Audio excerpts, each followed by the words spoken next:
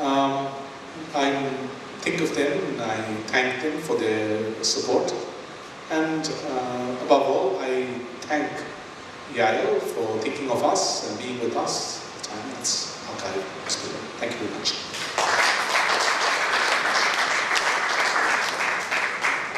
Thank you very much, Professor Dasgupta. Now we shall listen to the voice of Mrs.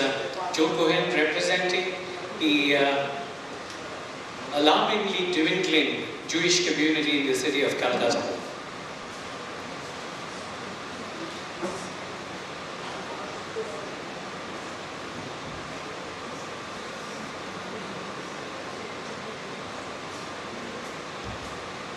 Good evening, ladies and gentlemen. I am honored to have been asked to speak on this occasion, a truly momentous one for the Jewish community in Calcutta. We are today but a tiny droplet in the enormous melting pot of communities that is Calcutta. But in our 200 plus years of residence, I believe that we have made a not inconsiderable contribution to the city that is our home. Who are the Jews? The history of the Jews in India is a long one.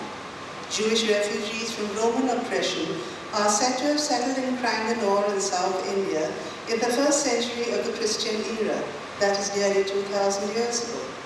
Since then, Jews have come to these shores at different times for a variety of reasons, the chief of which was safety and trade, logic and logistics, and the winds of political change in Baghdad and elsewhere in the Middle East combined to bring Jewish traders to the west coast of India during the 18th century in much the same manner as those other great trading communities, the Armenians and the Parsis. In fact, we are told that it was an Armenian friend, Stephen al-Gurji, the Georgian, who first persuaded Shalom ben Aaron ben Obadiah HaKohen, more usually known as Shalom Cohen, to try his luck further east. Shalom Cohen arrived in Calcutta on the 1st of August 1798, 108 years after Job Charnock. He first rented a house in Canning Street, which no longer exists. Soon after his arrival, he brought his wife and children to Calcutta and rented a spacious garden house, also in Canning Street.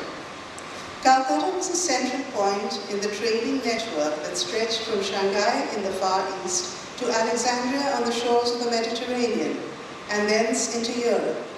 Shalom Cohen's export business in Murshidabad silk, Dhaka muslin, pepper and spices, indigo, saltpeter, precious stones, gold and silver, rice, coffee, thrived, and his family prospered. He died in 1936 and was buried in the cemetery which we still use in Narkeldanga. A typical Jewish trading family in Calcutta might have a brother, son, or son-in-law, always a man, please note, in Mumbai, another in Rangoon, Singapore, or Hong Kong, a cousin in Aden or Karachi, and another kinsman in Alexandria. The bonds of trade were knit closer by those of kindred. As trade in opium and indigo developed, Jewish families spread into Bihar and the UP. My own husband's maternal grandmother lived in Gorakhpur, and family legend says that she used to read the Quran Sharif in Arabic to her Muslim neighbors' womenfolk and expound on it in the local Neshwari dialect. With trade and prosperity and a burgeoning community came the need for synagogues and schools, which bore fruit in the form of Magen David, Bethel, and Neve Shalom synagogues, the Jewish Girls' School, and the Elias Meir Free School and Talmud Torah. There is also the Ezra Hospital and many other buildings in the city. These are the concrete, or brick and sulki, edifices which stand today as memorials to a community on the verge of vanishing, which thanks to Yael Silliman and her team, now has an archive on the internet accessible to all those whose families have their roots in this city, as well as to anyone who may be interested in learning about our 200-year sojourn. A number of books have been written about the Jewish community in Calcutta, some of them wide-ranging and scholarly, backed by years of research, while others are memoirs penned by people harking back in nostalgic vein to the halcyon years when the community was at its peak, numbering some 5,000 around the time of the Second World War. At this time, there are only about 20-25 of us left, and we buried the oldest member of the community, Aaron Harazi, just over a week ago. He was 97. An interview with Aaron forms part of the website that is being formally launched today.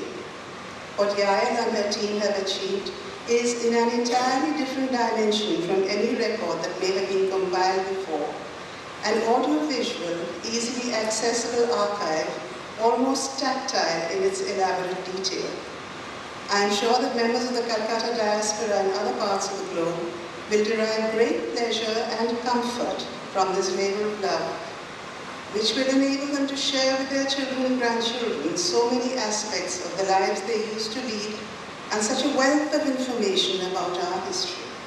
It is truly said that a picture is worth 1,000 words, and Yael has given us many pictures to enjoy. The Jewish community owes her and her team deep gratitude and sincere appreciation.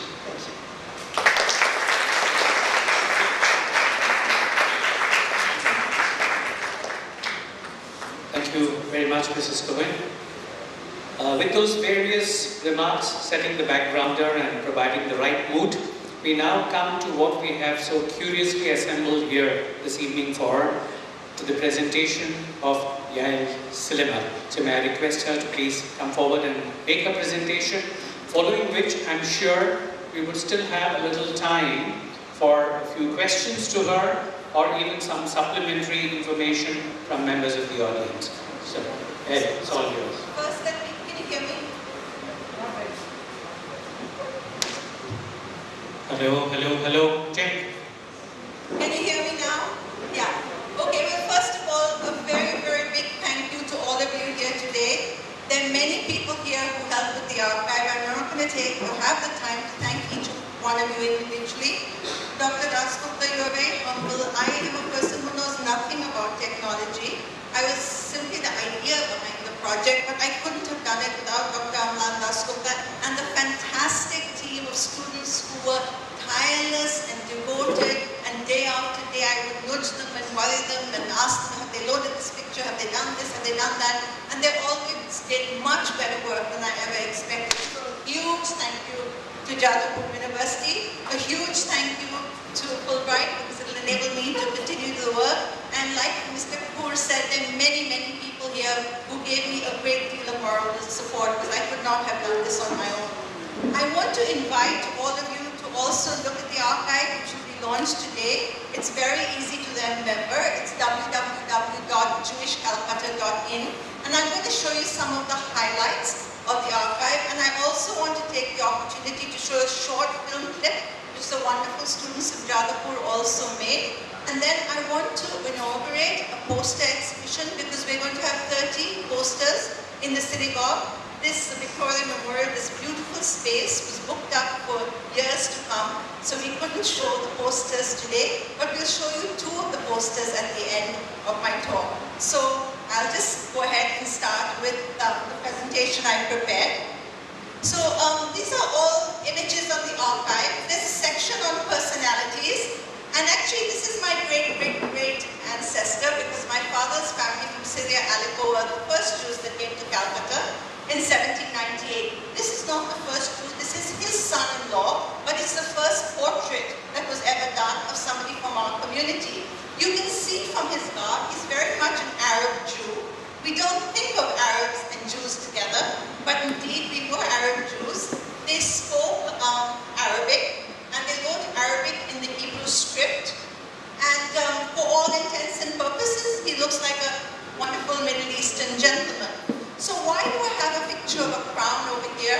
And that's Maharaja Ranjit Singh.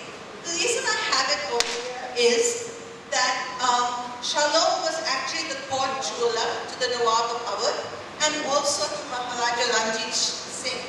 He got a salary of about 2,000 rupees a month, which was a princely sum in those days, and he was known for his wisdom and acumen. And Ranjit Singh apparently invited him to Punjab to come and look at the Kohinoor diamond, and to evaluate it and weigh it for him and tell him how much it was worth. So he went up over there, and here's the crown where it sits, and he said, "Your Highness, this jewel has no value." Ranjit Singh was appalled. He said, "This is my most precious gem. What do you mean it has no value?" He said, "It will only be taken in war or given in love. You cannot put a price to it." So that was the story of Shalom Cohen. He did so well in the few years he was in India that he asked his family from Aleppo, Syria to join him. And over time, I'm not going to go into a lot of this history. In fact, the archive does have the greats, the big Jewish people, all the men in our community. But actually, I look at what's not been that well documented. Community, women, and a lot of the new stuff that people don't have. So I'm going to just quickly go through some of the golden organs. And next slide, please. This will just give you an example. This was E.M.B. Cohen, really a founder of our community. He was a legislator in the Bengal Council. He was very instrumental in the building of the synagogue. Apparently, he was the one who gave it electric lights, because in the first days it was lit by gas lamp. He was a wealthy landlord, very involved in the Jewish school and communities. And during the wars, he made sure that soldiers from around the world who were Jewish would be able to get to go to Jewish services.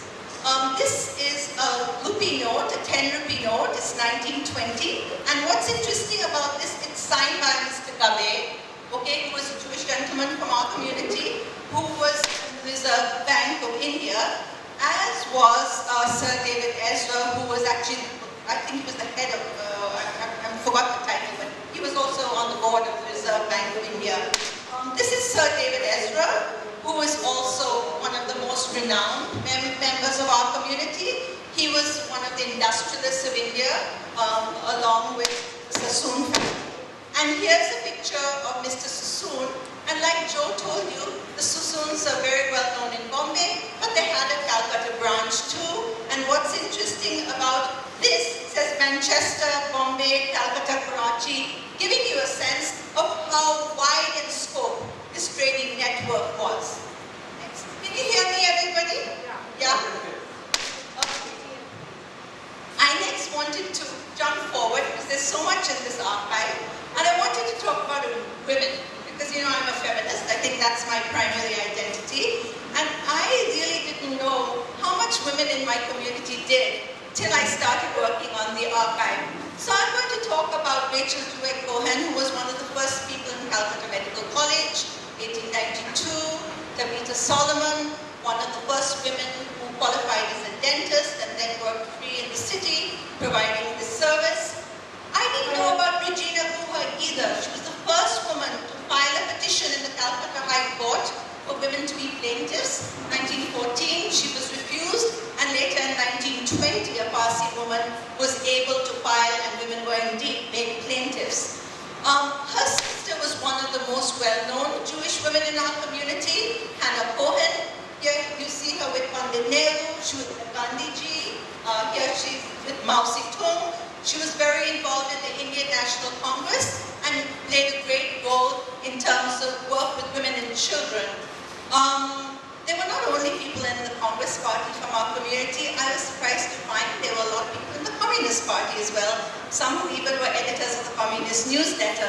So even though we were only 4,000 Jews at most, we really were very well integrated into the fabric of this city. And I really think it's such a wonderful city, Calcutta, that embraced all of us, minority communities. And I don't think the Jews really ever felt as outsiders. And for that, I'm eternally grateful and have a passion for this city of mine. Over here is Stella Benjamin, who was one of the first women who joined the Bengal Chamber of Commerce. And Rachel Ashkenazi was the first woman lawyer in the community, in the High Court. And what's interesting was her work was to plead for Muslim women in Parda. And there's a very close association between Jews and Muslims. And if any of you visited our beautiful synagogues, I'm not sure if some of them are here today, but they were invited. Our synagogue is looked after by 4 generations of Muslims. and their families who've always taken such wonderful care of our synagogues. And our school, Jewish Girls' School today, is got about 80% or 90% Muslim children, and we're very proud to have them in our school. They do extraordinarily well in their exams, and they're very happy to be at the Jewish Girls' School too. This is Ramaladi. It's not a very great picture, but she was a pioneer in girls' education, who was the principal of the Jewish Girls' School, got her training in London, and came back and made a fantastic contribution. Next. I've got 30 slides. Okay, but you know, there were also women who were in the movies, and of course they're the ones who are the most beautiful. And this is Esther Victoria Abraham. This is her Jewish name, and her screen name was Pramila. She was the first Miss India, 1947, as was her daughter, Naki Jahan, in 1967. They were the only two women, mother and child, to be Miss Indias, and both from the Calcutta Jewish community, both very beautiful. Naki is Muslim, but she's married to a Jain. And Esther was married to a Jew, and then she married a Muslim actor who went to Pakistan, and she said, "You go, I'm staying on in India." And she did stay on, and her children, Hyder Ali, was the person who wrote Jodha Akbar, the screenplay for Jodha Akbar, and a lot of music. So they're a wonderful theatre family. I went to Bombay to interview them, as I did Hannah Sen's grandson, and all that interviews and write-ups about them are all on the archive, which is completely new information. What I think is nice about this archive, a lot of the stuff on the archive was not in the public domain till this archive. Next. I wanted to put her here too, because this is a woman called Rachel Sofer, who was known as Aarti Devi. She was in silent Bengali film, and she had a fan following. Unfortunately for poor Rachel, she died very young, in her 30s, of